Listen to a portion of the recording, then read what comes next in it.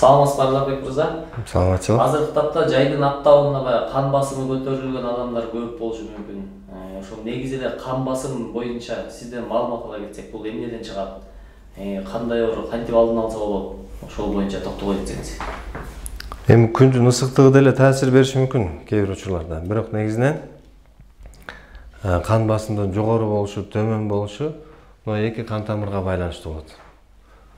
Өйдө кетип аткан кан тамыр кысылса, давление кан басым төмөн боло берет. Ылдый түшүп атканы кысылса, давление жогору боло берет. Атлантты түзөмөйүн бул ордуна келбейт да. Азыраак, кыскараак убакытка токтоп калышы мүмкүн. Нормага келтирип турушубуз мүмкүн, бирок ал учурда кандай болот? Мисалы, дары ичип жиберди, таблетка же капельница алды, бул убакта адам организм иштебей калат дагы, жана ал дары бизди башкарып калат. Качан ал дарынын күчү биздин денебизден чыгып кеткенден кийин кайра эле таз кейпибизди кийип калдык.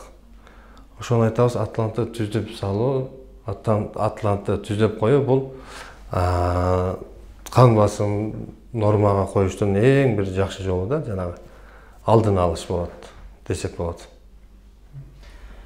Ошол кан басымы менен баягы жабыркап, анан сиздерге келип жакшы жыйынтыкка жеткен кардарлар болобу?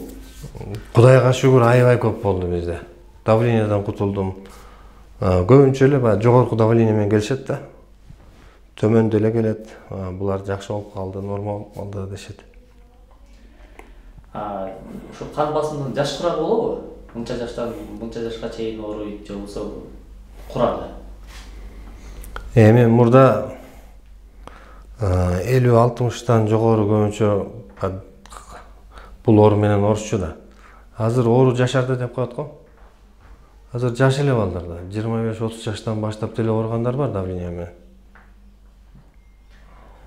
Ошол кан басым оорусу менен жабыркагандары кайсыл жака сизди баягы алдыда даректерге чалып, анан Бишкектен кайсыл дарекке келсе болот?